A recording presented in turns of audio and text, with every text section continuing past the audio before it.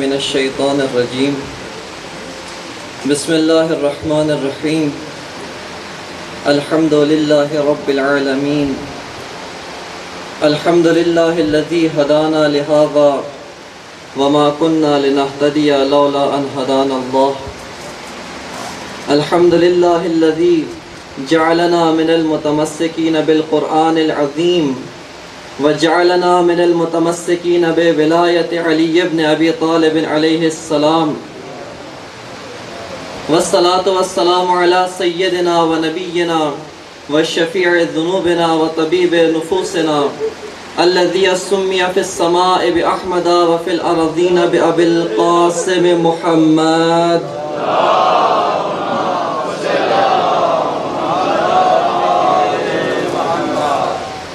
وعلى آله الطيبين الطاهرين المعصومين المظلومين واللعنة الدائمة على أعدائهم من الآن إلى قيام يوم الدين أما بعد فقد قال الإمام حسين بن علي عليه السلام ألا ترون أن الحق لا يعمل به وأن الباطل لا يتناهى عنه بر محمد وآل محمد صلوات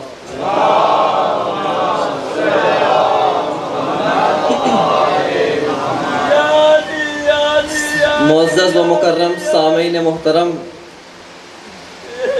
سب سے پہلے خداوند متعال کی بارگاہ میں دعا گو ہیں کہ خداوند متعال تمام علماء برحق کو صحت و سلامتی عنایت فرمائے، اور بالخصوص علامہ سید نصرت عباس بخاری صاحب شدید علیل ہیں اور اسی علالت کی بنا پر تشریف نہیں لا سکے، اور اس کے علاوہ تمام علماء کرام، علماء برحق جو دین اسلام کی خدمت میں مشغول ہیں، ان سب کو صحت کامل و عاجل عنایت فرمائے۔ سامعین محترم، آپ کی خدمت میں کربلا و سید الشہداء کی جو تحریک تھی، اس تحریک کو ایک زاویے کے ساتھ، اس تحریک کو ایک انداز کے ساتھ اور ایک طالب علمانہ بساط کے مطابق اس کو بیان کرنا ہے۔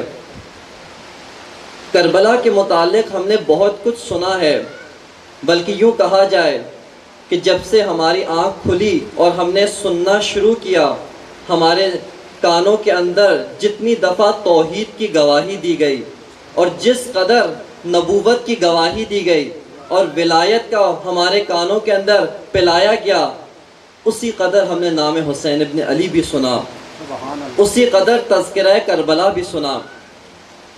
لیکن آج کربلا کے متعلق، آج سید الشہداء کے متعلق ہم ابھی بھی اپنے اذہان کے اندر حیرت و سرگردانی کا شکار ہیں، اور اس تحریک کو صحیح طرح سے ابھی تک ہم نے درک نہیں کیا۔ اگر آپ کی خدمت میں ایک جملے میں عرض کرنا چاہوں، تحریک کربلا مکمل انسانیت کا خلاصہ ہے۔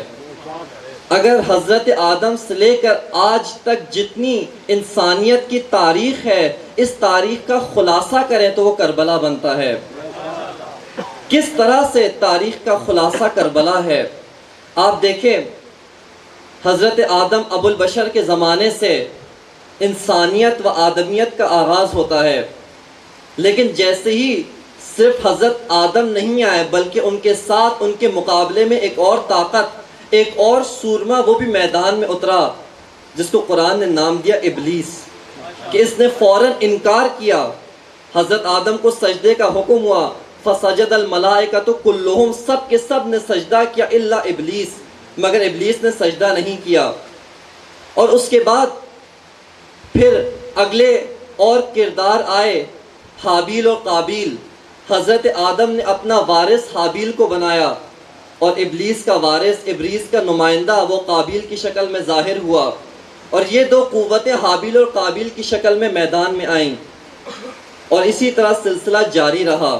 کہیں پہ ہمیں ابراہیم اور نمرود کی شکل میں نظر آتے ہیں، کہیں پر موسیٰ اور فرعون کی شکل میں، کہیں پہ جناب عیسیٰ روح اللہ اور آپ کے مقابلے کا ظالم بادشاہ، اور کہیں پہ حضرت محمد مصطفیٰ صلی اللہ علیہ وآلہ وسلم، اور آپ کے مقابلے میں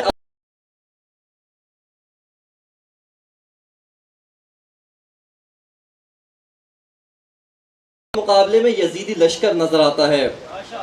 لیکن آپ دیکھیں پوری تاریخ انسانیت کو ایک دفعہ اس نگاہ سے مطالعہ کریں کہ یہ جو حق اور باطل کی دو قوتیں آپس میں برسر پیکار رہی ہیں، آپس میں آمنے سامنے رہیں، لیکن حضرت آدم سے لے کر حسین ابن علی کے زمانے تک وہ لشکر حق جو حسین ابن علی لے کر نکلے اس جیسا عظیم لشکر حق نظر نہیں آتا.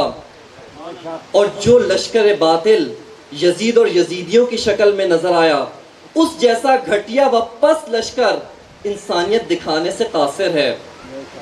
بلکہ بعض لوگ کہتے ہیں کہ آپ پوری تاریخ انسانیت کی جتنے بھی جلاد ہیں، جتنے بھی خونخوار، جتنے بھی ظالم و ستمکار ہیں، سب کو جمع کریں، ہلاکو خان اور چنگیز خان اور ان سب خانوں کو جمع کریں، وہ بھی کربلا کے میدان میں جو ظلم و ستم، جو پستی لشکر یزید نے دکھائی اس کے مقابلے میں یہ بھی شرمندہ ہو جاتے ہیں.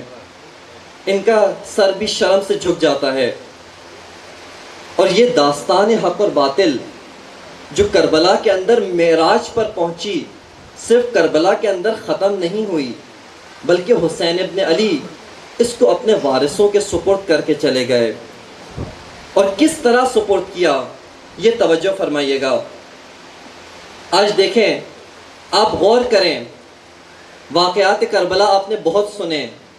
اس کے اندر جب عصر عاشور سب کنبہ ہر ایک کو جب شہید کروا دیا، پھر سید الشہداء مقتل کے اندر پہنچتے ہیں، میدان کربلا کے وسط میں کھڑے ہو کر ایک ندا دی، حل من ناصر ینصرنا، کیا کوئی ہے جو ہماری مدد کرے؟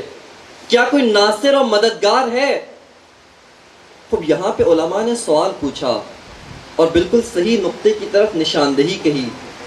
یہ کہا کہ حسین ابن علی نے سب کو تو شہید کروا دیا، علی اکبر کو شہید کروا دیا، علی اصغر کو بھی شہادت کے لیے پیش کر دیا، حضرت عباس و حضرت قاسم و جناب اون و محمد ہر ایک شہید ہو گئے. سب سے آخر میں یہ صدائے حلمن کیوں بلند کی؟ اگر اپنے خاندان کو ہی بچانا تھا تو صبح عاشور کو یہ آواز لگاتے، حل من ناصر ینصرنا. کیوں عصر عاشور جب تمام اصحاب و انصار، تمام جوانان بنی ہاشم سب کے سب شہید ہو گئے، پھر آپ نے صدائے حل من ناصر بلند کی کیوں؟ اس لیے کہ سامعین محترم و عزاداران سید الشہداء، امام حسین کا مقصد اپنا کنبہ بچانا نہیں تھا. امام حسین کا مقصد اپنا علی اصغر و علی اکبر و عباس و قاسم کو بچانا مقصد نہیں تھا، بلکہ اس صدا کا مقصد یہ تھا کہ اے لوگوں، عصر عاشور تک حق اور باطل کا مارکا میں حسین ابن علی لڑ کے جا رہا ہے، لیکن عصر عاشور کے بعد سے یہ تمہاری ذمہ داری ہے. جس جس کے کان میں صدائے حل من ناصر کی آواز پہنچے اس پر واجب ہو جاتا ہے، اس کا فریضہ ہو جاتا ہے کہ وہ اس مارکہ حق کے اندر حق کا ساتھ دے. خب حسین ابن علی یہ مارکہ حق اور باطل یہ کس کے حوالے کر کے جا رہے ہیں؟ ہمارے حوالے کر کے جا رہے ہیں. خب ایک شیعوں کا بہت خوبصورت نعرہ، ایک بہت خوبصورت شعار جو اکثر شیعہ لگاتے ہیں، لیکن جب وہ یہ نعرہ لگا رہے ہوتے ہیں اس کے معنی کی طرف خود بھی متوجہ نہیں ہوتے. خب شیعہ اکثر آپ نے سنا ہوگا یہ کہتے ہیں کہ جہاں علی وہاں ہم، کہ جہاں علی ہے وہیں ہمیں ہونا چاہیے. لیکن اس نعرے کو، اس شعار کو کہاں استعمال کرتے ہیں کہ جب ہم میدان حشر کے اندر ناکے پہ پھنس جائیں گے، پل صراط پہ پھنس جائیں گے، وہاں پر ہمارا شعار یہ ہوگا کہ جہاں ہمارے مولا علی ہیں وہیں ہمیں ہونا چاہیے. لیکن سامعین محترم، اس شعار کو آپ دنیا میں استعمال کریں کہ جہاں علی وہاں ہم. رسول اللہ نے بتا دیا علی کہاں ہیں. اگر دیکھنا چاہو تمام قیامت تک آنے والی انسانیت ہر ایک کے لیے رسول اللہ بتا کے چلے گئے، اے لوگوں اگر علی کو ڈھونڈنا چاہتے ہو کہ علی کہاں ہے تو دیکھ لو کہ جب بھی حق اور باطل کا مارکا گرم ہو، جب بھی حق اور باطل آپس میں پنجہ فگن ہو، لشکر حق کا علمدار علی ابن ابی طالب ہوگا، لشکر حق کا علمبردار علی ابن ابی طالب ہوگا۔ اس لیے رسول اللہ نے فرما دیا علی مع الحق والحق مع علی، کہ علی حق کے ساتھ ہے اور حق علی کے ساتھ ہے، لیکن علی حق کے پیچھے نہیں چلتے بلکہ حق علی کے پیچھے چلتا ہے۔ الحق کو یدور حیث ما دار علی، کہ جہاں پر علی مڑ جاتے ہیں وہاں پر حق مڑ جاتا ہے، جہاں پہ علی کروٹ لیتے ہیں اس جانب حق کروٹ لیتا ہے، جس طرف علی اپنا رخ کرتے ہیں حق اسی جانب مڑ جاتا ہے۔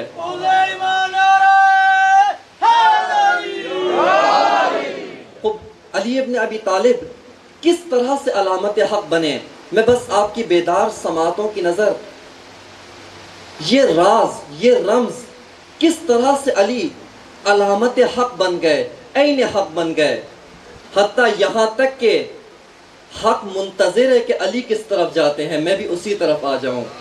علی حق کی طرف منتظر نہیں بلکہ حق منتظر ہے کہ علی کدھر جاتے ہیں۔ خوب کس طرح سے علی علامت حق بن گئے، عین حق بن گئے، اب یہ راز ہے۔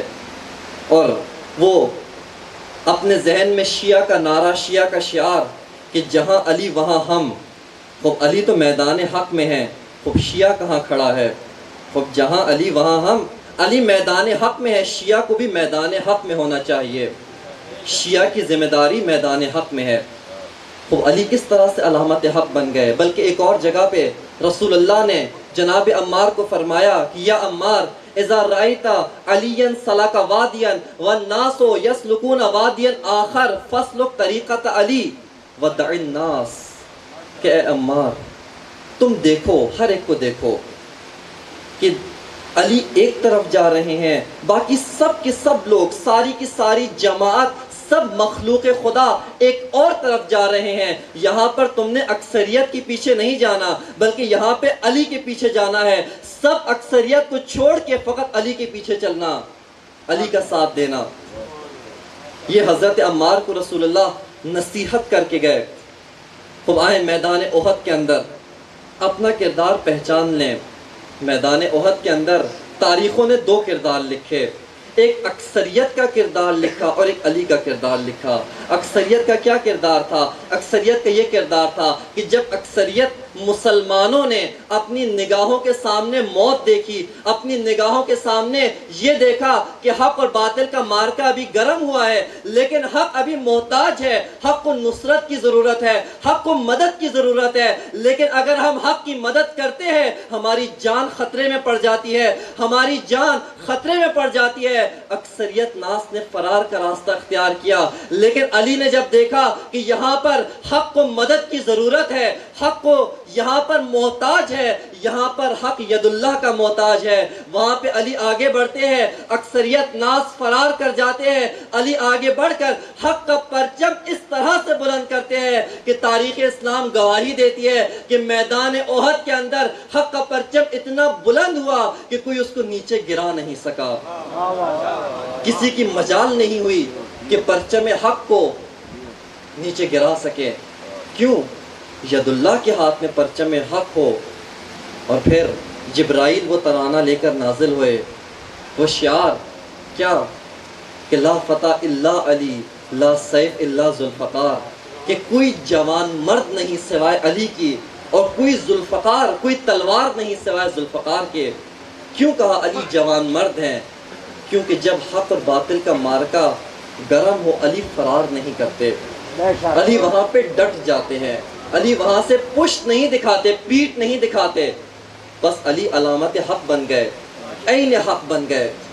اور میدان خندق کے اندر جب وہ باطل کا سورما اپنی ساری طاقت لے کر آتا ہے، پورا کا پورا باطل، پورا کا پورا کفر ایک شخص کے اندر مجسم ہو جاتا ہے، اور وہ کل کا کل کفر آ کے پورے اسلام اور تمام مسلمانوں کو للکارتا ہے، کہتا ہے مسلمانوں میں نے سنا ہے تمہارا عقیدہ ہے کہ جو تم میں سے مارا جائے یہ جنت میں جاتا ہے اور جو ہم میں سے مارا جائے یہ جہنم میں جاتا ہے، کوئی آئے گا جس کو یا تو میں جنت پہنچا دوں یا مجھے جہنم پہنچا دے۔ تو یہاں پر تاریخ کے الفاظ ہیں کہ سب نے اپنے سر اتنے جھکا لیے گویا سروں پہ پرندے بیٹھ گئے ہیں، یا یوں کہوں الفاظ بدل کے کہوں کہ سب بھیڑوں نے اپنے سر بھیڑیے کے خوف سے جب جھکا لیے، یہاں پہ ایک شیر خدا اٹھتا ہے، شیر خدا اپنا سر بلند کرتا ہے، رسول اللہ سے اجازت لیتا ہے کہ یا رسول اللہ اجازت دیجئے اس کی زبان بند کروں، اس باطل کے سورما کا غرور خاک میں ملاؤں، اس کا سر نگون کروں۔ رسول اللہ اجازت دیتے ہیں، لیکن ان الفاظ کے ساتھ رخصت کرتے ہیں، برز الایمان کلہ الی الکفر کلہ، کہ کل ایمان کل کفر کے مقابلے میں جا رہا ہے۔ سامعین محترم، آپ کی بیدار سماعتوں کی نظر کروں، رسول اللہ نے کیوں فرمایا کل ایمان؟ آپ توجہ میری طرف رکھیں، ایک صلوات پڑھ لی محمد علیہ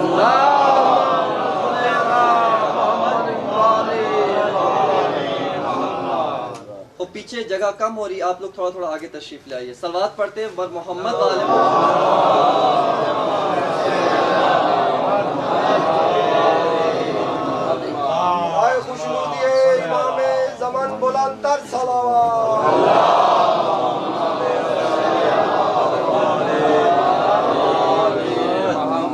تو توجہ آپ نے میری طرف رکھنی ہے۔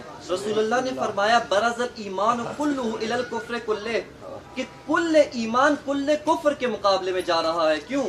چونکہ سارے کا سارا کفر اس عمر ابن عبدود کے اندر مجسم ہو کے آیا، سارا کا سارا باطل جب اس کے اندر مجسم ہو کر آ گیا، اس طرف سے صرف ایک شخص و ایک شخصیت نے جرأت کی کہ یا رسول اللہ میں ایمان کا نمائندہ بن کے، میں حق کا نمائندہ بن کے جاتا ہوں، جا کے اس باطل کا خاک سر غرور خاک میں ملاتا ہوں۔ رسول اللہ نے خطاب دیا کہ یہ کل ایمان ہے، یہ کل حق ہے، یہ علامت حق ہے۔ بس سامعین محترم، آپ کی زحمتیں تمام کروں، علی علامت حق بن گئے، علی عین حق بن گئے، بلکہ حق منتظر ہے کہ علی کیا کرتے ہیں میں بھی وہیں پر ہو جاؤں۔ اور حق کے مقابلے میں یہ ایک نقطہ یاد رکھ لیں، حق کے مقابلے میں جو بھی آ جائے وہ اپنی حیثیت کھو دیتا ہے، اس کی کوئی حیثیت نہیں رہتی۔ یہی قرآن مجید، قرآن حمید، کتاب برحق، قول برحق اور انتہائی کتاب جس کو خداوند متعال نے خود اس کا تعارف کروایا کہ ہم نے اے رسول آپ پہ کتاب نازل کی بالحق، یہ کتاب بالحق ہے۔ اور مسلمان و بالخصوص شیعہ جو قرآن ناطق کے ماننے والے ہیں، ہمارے لیے جائز نہیں، ہمارے لیے روا نہیں کہ ہم قرآن صامت کی تلاوت نہ کریں، یہ ہمارے لیے جائز نہیں۔ اصلی وارثان قرآن اہل تشیع ہیں، اصلی کے پیروکار تشیع ہیں۔ لیکن سامعین محترم نگاہ کرے، صفین کے اندر ایک طرف علی ہے جو علامت حق، ایک طرف دشمن چال چلتا ہے، دیکھا کہ جب حق غالب آنے والا ہے تو یہاں پر قرآن کا سہارا لیا، یہاں پہ قرآن کو نیزوں پر بلند کیا۔ مولا کائنات اور وہ ظاہری لوگ جن کی عقل ان کی آنکھوں میں تھی، وہ یہ دیکھنے لگے کہ چمڑے کے اوپر قرآن جیسے الفاظ لکھے ہیں، قرآن نہیں ہے۔ لیکن یہ نقطہ کس کو سمجھ میں آیا؟ یہ اس امام برحق نے بتا دیا کہ لوگوں جو بھی حق کے مقابلے میں آ جائے، اگرچہ وہ ایک چمڑا ہی کیوں نہ ہو، اس چمڑے پر قرآن جیسے الفاظ لکھے ہو، لیکن جب وہ کل حق کے مقابلے میں آ جائے، کل ایمان کے مقابلے میں آ جائے تو وہ علی کو دھوکہ نہیں دے سکتا۔ وہ علی کی نگاہوں میں وہ ایک چمڑے کا ٹکڑا ہی ہوتا ہے، قرآن نہیں ہوتا۔ نعرہ تکبیر، نعرہ تکبیر، نعرہ رسالت، نعرہ رسالت، ایمان، نعرہ حیدری، حیدری، حسینیت، حسینیت، یزیدیت، یزیدیت، اور محمد و آل محمد بلند تر صلوات۔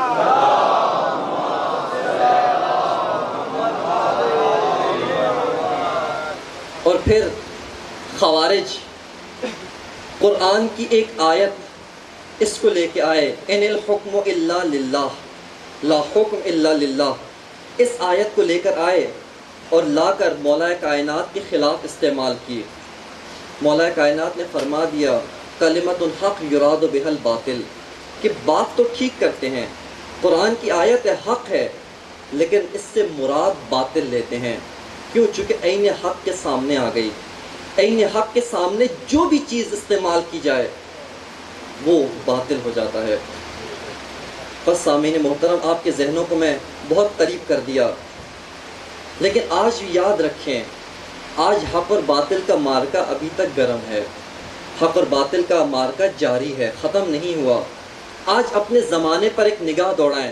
سید الشہداء نے 61 ہجری میں دیکھا، اپنے پورے معاشرے پر نگاہ دوڑائی. نگاہ دوڑانے کے بعد کیا دیکھتے ہیں کہ اے لوگوں، اگرچہ تم قرآن کی تلاوت کر رہے ہو، اگرچہ تم خانہ کعبہ کے گرد چکر لگا رہے ہو، اگرچہ تم سجدے میں ٹکرے مارتے ہو، اگرچہ تم روزے رکھتے ہو لیکن روزہ نہیں فاقے رکھتے ہو، اگرچہ تم سارے اعمال انجام دے رہے ہو، لیکن حق تمہارے ذریعے سے بچ نہیں سک رہا، حق یہاں پر قائم نہیں ہو رہا.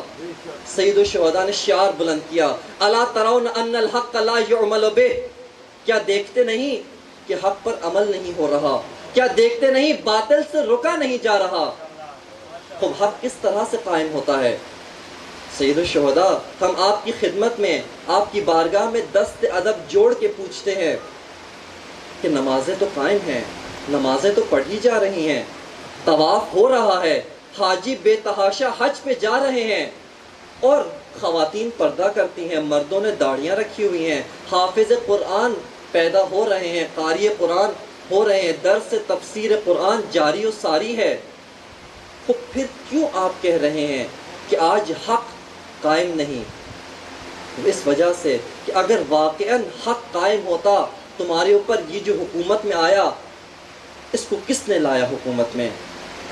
یہ باطل کا نمائندہ، یہ باطل کا سورما، یہ آج حکومت میں آ گیا، اور تم منہ سے آواز نہیں نکالتے، تمہارے لب نہیں ہلتے. اب اس کا مطلب ہے کہ حق قائم نہیں ہوا. اس کا مطلب ہے کہ یہ تمہاری نمازیں، یہ اگرچہ اس خانہ کعبہ کے گرد اس کی طرف منہ کر کے پڑھتے ہو، لیکن جب نامہ اعمال کھولا جائے گا، حسین ابن علی کے سامنے نامہ اعمال پیش کیا جائے گا، وہ یہی کہیں گے یہ نمازیں نہیں ٹکرے ہیں، یہ طواف جو تم نے کیا یہ طواف نہیں چکر لگائے ہیں، یہ صفا و مروہ کے درمیان صحیح جو تم نے کی یہ صحیح نہیں، یہ تم نے دوڑ لگائی ہے، یہ ورزش کی ہے، یہ شیطان کو کنکر مارے، یہ شیطان کو کنکر نہیں مارے، یہ تم نے تیر اندازی کی ہے، یہ تم نے اپنی نشانہ بازی کی مشق کی ہے. اور تمہارے روزے، یہ روزے نہیں، یہ فاقے کاٹے ہیں، یہ بھوک اور پیاس کاٹی ہے. اگر حق کا ساتھ دینا ہے، آؤ حسین ابن علی کے ساتھ نکلو، آؤ حسین ابن علی کے ساتھ چلو، آؤ حسین ابن علی کے کاروان میں قدم بے قدم چلو. تمہیں معلوم ہو جائے گا کہ حق کہاں پر ہے، باطل کہاں پر ہے. بس سامعین محترم، آج اپنے زمانے پر نگاہ دوڑائیں، آج اپنے معاشرے پر ایک نگاہ دوڑائیں کہ آج اس معاشرے کے اندر حق اور باطل کہاں پر ہے. آج پوری کائنات، پوری دنیا، جہاں جہاں انسان بستے ہیں اس جگہ پہ نگاہ دوڑائیں. آج بھی سید الشہداء کی یہی پکار ہمیں سنائی دیتی ہے، آج بھی سید الشہداء کی یہی آواز سنائی دیتی ہے کہ الا ترون ان الحق لا يعمل به. کہ لوگوں دیکھتے نہیں کہ آج بھی اس زمانے میں بھی اگرچہ نمازیں پڑھی جا رہی ہیں، اگرچہ مساجد آباد ہیں، اگرچہ امام بارگاہوں میں مجالس عزا برپا ہے، اگرچہ جلوس میں بہت زیادہ رش ہے، لیکن آج بھی حق پر عمل نہیں ہو رہا، باطل سے رکا نہیں جا رہا. تو کیوں؟ اس وجہ سے آج دیکھیں، اگر حق پہ عمل ہو رہا ہوتا تو آج کس یزید کو جرأت ہوتی کشمیر کی طرف میلی آنکھ اٹھا کر دیکھتا. آج اگر حق پہ عمل ہو رہا ہوتا، فلسطین پہ خون کی ندیاں بہانے کی جرأت کس یزید کی ہوتی، کس اسرائیل کی جرأت ہوتی کہ فلسطینیوں پہ ظلم و ستم ڈھائے. اور جب اس اسرائیل کے خلاف، اس یزید کے خلاف کچھ ایسے لوگوں نے اپنی فوجیں تیار کیں کہ جن کا مکتب حسین سے تعلق نہیں تھا، جو حسین ابن علی کے نام لیوا نہیں تھے. یہ مصر کا سلطان و بادشاہ جمال عبد الناصر اور اس کے ساتھ مختلف عرب کی حکومتیں، یہ سب کے سب جمع ہوئے، انہوں نے افواج بنائی، لشکر بنائے، طیارے و ہتھیار سب کچھ جمع کیے. کیوں؟ اسرائیل کو مٹانے چلتے ہیں. لیکن سامعین محترم، ان سب افواج کے باوجود ایک طاقت نہیں تھی، ایک نام ان کے پاس نہیں تھا، وہ نام حسین ابن علی تھا، وہ نام حسین ابن علی تھا۔ اور جب وہ طاقت، وہ میدان کربلا کی طاقت، وہ حسین ابن علی کی طاقت اس چند ہزار کے پاس آئی، چند سو لوگوں کے پاس آئی، جس کو حزب اللہ کہتے ہیں، جس کا نام حزب اللہ ہے، جس کے قائد فرزند حسین ابن علی مکتب عاشورہ و درس عاشورہ و سینہ زنی کے مکتب میں جس نے درس پڑھا، حسین ابن علی کے پاس آئے میدان کربلا سے، جس نے یہ سبق سیکھا کہ اے لوگوں، جب بھی تمہارے زمانے میں کوئی یزید سر اٹھائے اور تم طاقت نہ بھی رکھتے ہو، تمہارے پاس اسلحہ نہ بھی ہو، تمہارے پاس ہتھیار نہ بھی ہو، حسین ابن علی نے ایک درس بتایا کہ جب بھی کوئی یزید تمہیں سر اٹھانے نہ دے، جب بھی کوئی یزید تمہارا سر جھکانے دے، حسین ابن علی کا ایک درس ہے کہ یہاں پہ سر جھکانا نہیں، سر کٹانا ہے۔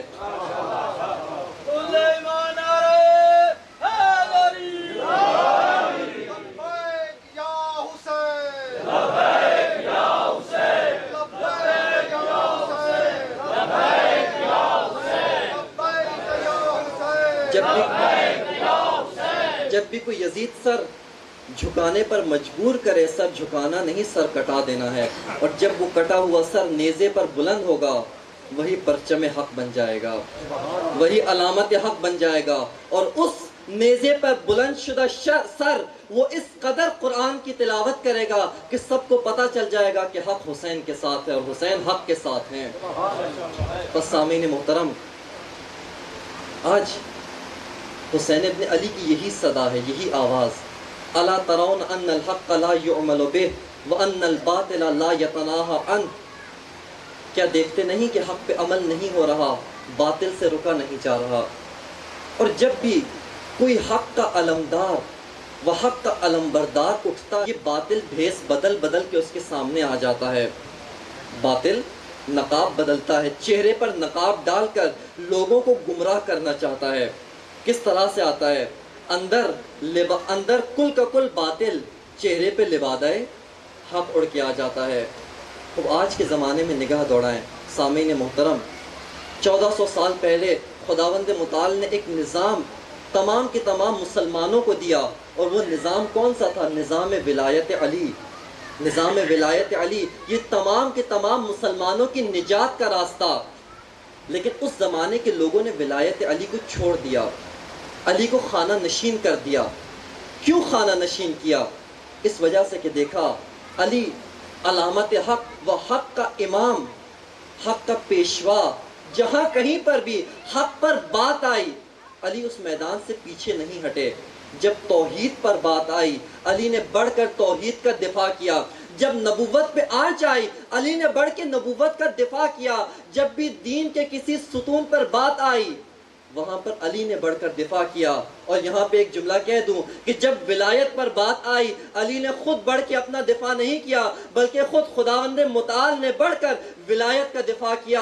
کس طرح سے خدا نے ولایت کا دفاع کیا کہ رسول اللہ میدان خم غدیر کے اندر جب ولایت کا اعلان کر کے واپس مدینہ پہنچتے ہیں، مسجد کے اندر تشریف فرما ہے، اور ایک شخص آتا ہے، آ کر گستاخانہ انداز میں پوچھتا ہے کہ بتائیے یہ جو آپ نے، بلکہ رسول اللہ کو رسول کہہ کے مخاطب نہیں کرتا، نام لیتا ہے اور کہتا ہے کہ بتائیے یہ جو آپ نے ولایت کا اعلان کیا ہے، اپنے چچا زاد بھائی کو ہم پر مسلط کر دیا ہے، یہ اپنی طرف سے کیا ہے یا خدا کی طرف سے کیا؟ تو رسول اللہ نبی برحق بتا دیتے ہیں کہ یہ نظام برحق خدائے برحق کی طرف سے ہے۔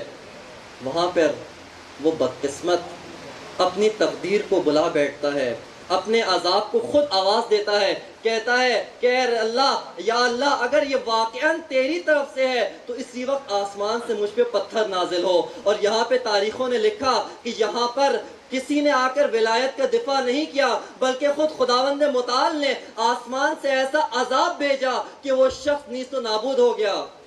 خداوند متعال نے خود ولایت کا دفاع کیا۔ کیوں؟ اس وجہ سے کہ جب توحید پر بات بنی علی نے آ کر دفاع کیا، جب نبوت پہ بات بنی وہاں پر علی نے دفاع کیا، اور اب جب ولایت پہ بات بنی ہے، اب جب ولایت علی پر آنچ آئی ہے، یہاں پہ علی دفاع نہیں کریں گے بلکہ خود خدائے متعال فرماتے ہیں، خود خدائے متعال نے یہ عذاب نازل کر کے بتا دیا کہ میں خدا دفاع کروں گا، میں ولایت کا محافظ ہوں۔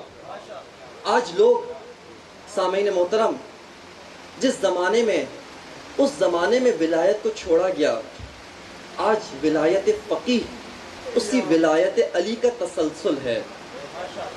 ولایت فقیہ اور یہ ولی فقیہ اسی ولایت علی سے نکلی ہے، یہ اسی ولایت علی کا نتیجہ ہے، یہ اسی ولایت علی کے شجرے کا ایک پھل ہے، یہ اس کا ایک پھل ہے۔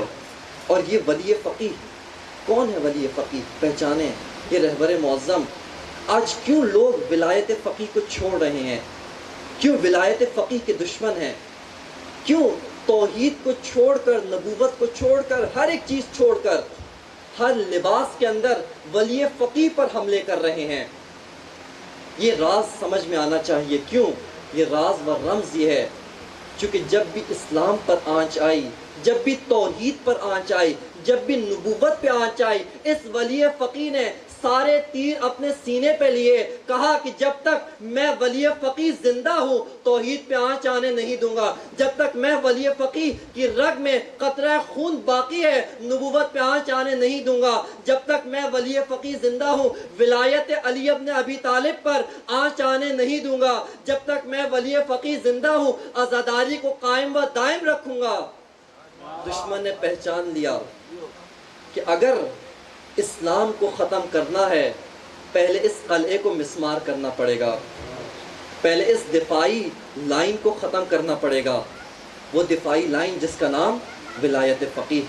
خود خداوند متعال نے فرما دیا، حدیث قدسی کے الفاظ ہیں، ولایت علی ابن ابی طالب حصنی فمن داخل حصنی امن من عذابی، کہ ولایت علی ابن ابی طالب میرا قلعہ ہے، خدا فرما رہا ہے، اور جو بھی اس قلعے میں داخل ہو گیا وہ میرے عذاب سے امان میں ہے۔ خب ولایت قلعہ دین ہے۔ اگر اپنا دین بچانا چاہتے ہیں ولایت کو بچا لیں، دین خود بخود بچ جائے گا۔ اگر ولایت کو محفوظ کر لیا پھر آپ کو دین بچانے کی ضرورت نہیں، پھر ولی خود آپ کا دین بچائے گا۔ پھر ولی فقیہ، یہ ولایت فقیہ بھی دین کا قلعہ ہے۔ سامعین محترم، آج جو بھی ولایت فقیہ کے مقابلے میں آ جائے، کسی بھی لباس میں آئے، کسی بھی بھیس میں آئے، کسی بھی روپ میں آئے، چاہے سر پہ امامہ رکھ کے آئے یا امامہ اتار کے آئے، چاہے کسی لباس میں آ جائے، کسی خطیب کے لباس میں آئے، کسی ذاکر کے لباس میں آئے، کسی نوحہ خان کے لباس میں آئے، ولایت فقیہ کے مقابلے میں جو بھی زبان کھولے آپ سمجھ لو یہ وہی عمر ابن عبدود کا زبان ہے۔ چہرے پہ نقاب ڈال کے آیا ہے، چہرہ بدل کے آیا ہے، بھیس بدل کے آیا ہے۔ کیوں؟ سامعین محترم، آپ سے سوال پوچھتا ہوں، آج جب تشیع کے مقدسات پہ بات آئی، آج جب ساری شیطانی طاقتوں نے مل کر چاہا کربلائے معلیٰ حرم حسین ابن علی کو مسمار کر دیں، آج جب چاہا حرم زینب کبریٰ کو مسمار کر دیا جائے، حرم بی بی سکینہ پر آنچ آئے، آج میدان میں کون آیا؟ آج یہی ولی فقیہ اپنی ولایت کا دائرہ استعمال کرتے ہوئے اپنی تمام تر قوت کو لے کر میدان میں آ گیا اور یہ نعرہ لگایا، یہ شعار بلند کیا کہ اے دنیا والوں، اے باطل کے حکمرانوں، اے باطل پرستوں، یہ جان لو کہ جب تک ولی فقیہ موجود ہے، جب تک سید علی خامنائی کی جان میں جان ہے، تم حرم حسین ابن علی کو مسمار کرنا تو دور کی بات، تم میلی نگاہ سے دیکھ نہیں سکتے۔ اگر تم نے دیکھنے کی کوشش کی میں تمہاری آنکھیں نکال کر تمہارے ہاتھ میں پکڑا دوں گا، اگر تم نے ہاتھ اٹھانے کی کوشش کی تمہارا دایاں ہاتھ کاٹ کر بائیں ہاتھ میں تھما دوں گا، اگر تم نے زبان کھولنے کی کوشش کی تمہاری زبان کاٹ کر تمہارے ہاتھ میں پکڑا دوں گا۔ اور پھر سامعین محترم، دشمن نے بھیس بدلا، دشمن نے دیکھا لشکر بنا کر ولایت فقیہ کو نہیں ختم کیا جا سکتا، جس طرح سے لشکر بنا کر احد، خیبر و خندق کے اندر آئے، مولا کائنات کو زیر نہیں کر سکے، لیکن ایک اور لباس میں آئے، اسلام کے لبادے میں آئے اور اسی امت کو ولایت علی سے دور کر دیا۔ وہی 2 مہینہ 10 دن پہلے 18 ذی الحج کو رسول اللہ جو اعلان کر کے گئے، صرف 28 سفر تک وہ اعلان یاد نہیں رہا۔ کس نے یہ کیا؟ انہی لوگوں نے کہ جنہوں نے مصلحت کی وجہ سے اپنے چہرے پر اسلام کی نقاب ڈالی تھی، حقیقتاً مسلمان نہیں ہوئے تھے۔ تو آج ولی فقیہ کے خلاف کون سی زبانیں کھلتی ہیں؟ یہ زبانیں دیکھیں، ان زبانوں کو پہچانیں۔ کچھ ولایت فقیہ کے خلاف ہتھیار لے کر، ٹینک لے کر، طیارے لے کر آتے ہیں، اور اس ولایت فقیہ کی طاقت نے بتا دیا کہ اے لوگوں، اے دنیا والوں، اے سپر طاقتوں، تمہارے جو ڈرون طیارے دشمن، جو تم اپنے ڈرون طیارے بھیجتے ہو جو دوسرے دیکھ نہیں سکتے، ہم اس کو بڑی آسانی کے ساتھ خاک میں ملا دیتے ہیں، ہم اس کو بڑی آسانی کے ساتھ سرنگوں کر دیتے ہیں۔ دوسرے اگر تمہارے طیارے دیکھ نہیں سکتے، اس کا یہ مطلب نہیں کہ ولایت اس طیارے کو مسمار نہیں کر سکتی، یہ اس کا مطلب نہیں۔ اور غلطی کر کے دیکھ لی۔ پھر دشمن نے روپ بدلا۔ کون سا روپ میں آیا؟ کہا اپنے لباس پر تشیع کی نقاب چڑھا کر شیعہ کے بھیس میں آؤ، اس ولایت کے قلعے کو باہر سے نہیں گرا سکتے، اندر سے مسمار کر سکتے ہو، اندر سے لوگوں کو ولایت سے دور کر سکتے ہو۔ سامعین محترم، عزاداران سید الشہداء، عاشقان سید الشہداء، زائرین زوار سید الشہداء، آج عزاداری قائم و دائم ہے۔ آج حرم حسین ابن علی اپنی پوری طاقت کے ساتھ، پورے آب و تاب کے ساتھ ہر باطل پرست کو للکار رہا ہے۔ آج حرم زینب کبریٰ صحیح و سالم موجود ہے۔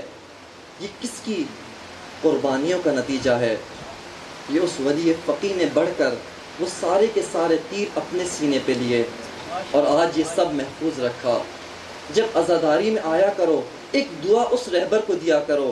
جب بھی حسین کے حرم میں زیارت کے لیے جاؤ، سب سے پہلے امام حسین کو یہ کہو کہ مولا مجھے اپنی معرفت عطا کریں، اس کے بعد یہ کہو کہ مولا اس زمین کے اوپر ولی فقیہ کا سایہ قائم رکھیں، اس ولی فقیہ کو اپنے سائے کے اندر رکھیں۔ آج دین کی بقا یہ ہے۔ آج کشمیر ایران کا حصہ تو نہیں، لیکن ولی فقیہ نے کیا کہا کہ اسلام کا تو حصہ ہے۔ جب اسلام کا حصہ ہے تو کشمیر ہی کیوں نہ ہو، میں کشمیر کا دفاع کروں گا، میں کشمیر کے حق میں بولوں گا، چاہے ایران کے خلاف کچھ بھی ہو جائے، میں کشمیر سے پیچھے نہیں ہٹوں گا۔ فلسطین میں شیعہ نہیں اہل سنت ہیں، لیکن کہا کہ فلسطین کے دفاع میں اگر کوئی بولے گا، علی کا پیروکار بولے گا۔ اگر یہ خیبر کا قلعہ کوئی اکھاڑ سکتا ہے تو اس زمانے میں علی نے اکھاڑا، آج کے دور میں علی کا بیٹا اکھاڑے گا۔ آج کے دور میں یہ خیبر کا دروازہ کسی سے اکھڑے گا، یہ خیبر کا قلعہ کسی کے ہاتھ سے نابود ہوگا تو وہ ولی فقیہ رہبر معظم سید علی خامنہئی کے ذریعے سے ہوگا۔ اور جب امام زمانہ کا ظہور ہوگا تو اس وقت یہ ولی فقیہ اپنا پرچم، یہ پرچم برحق اس امام برحق کے ہاتھ میں تھما دیں گے اور یہی کہیں گے کہ اے مہدی برحق، میں آپ کا ایک نوکر، آپ کا جانشین، آپ کا ایک پیروکار، جو کام آپ نے کرنا ہے وہ آپ ہی کر سکتے ہیں، وہ کوئی اور نہیں کر سکتا، لیکن آپ کی فوج میں ایک سپاہی بن کے میں لڑوں گا۔ بس سامعین محترم، یہ حق اور باطل کا معرکہ یہ آج تک جاری ہے۔ ہم نے یہ دیکھنا ہے ہمارا کردار کیا ہوگا۔ اگر ہم نے یہ سمجھا کہ ہم نے حق کو چھوڑ دیا، کوئی حق کا ساتھی نہیں ہوگا۔ قرآن مجید میں خداوند متعال نے فرما دیا کہ اے لوگوں، اگر تم نے دین کو چھوڑ دیا، میں عاشقوں کا ایک گروہ لاؤں گا، میں محبت کرنے والوں کا ایسا گروہ لاؤں گا جو خدا سے محبت کرتے ہوں گے، خدا ان سے محبت کرتا ہوگا۔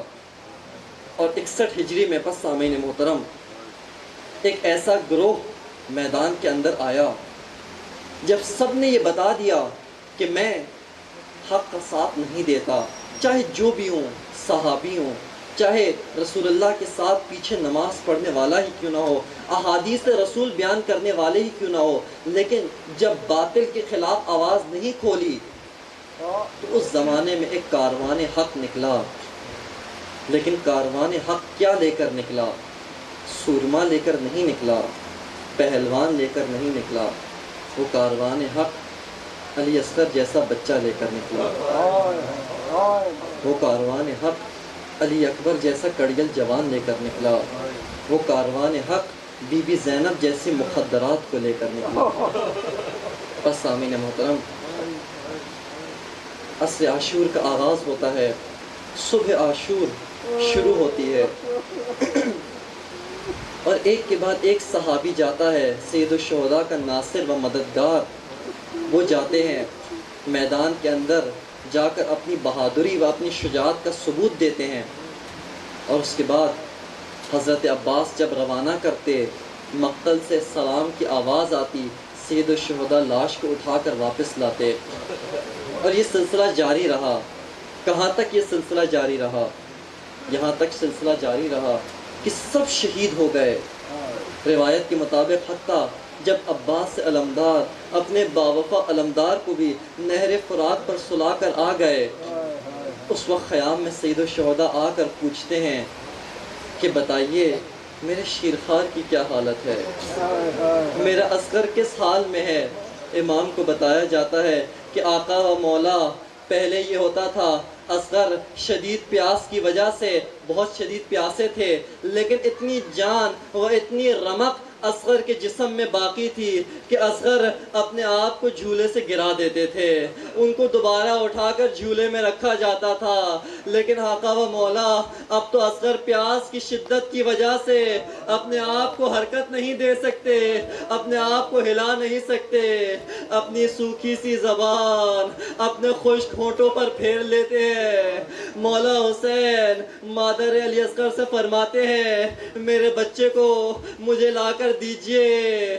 مقتل کی روایتوں نے لکھا کہ جب بھی کوئی نوجوان میدان میں جانا چاہتا تھا، اس کی ماں نے آگے بڑھ کر اس کو تیار کیا، اس کو سوارا، نیا لباس پہنایا، پہنانے کے بعد اس کو شان کے ساتھ مقتل کی جانب روانہ کیا۔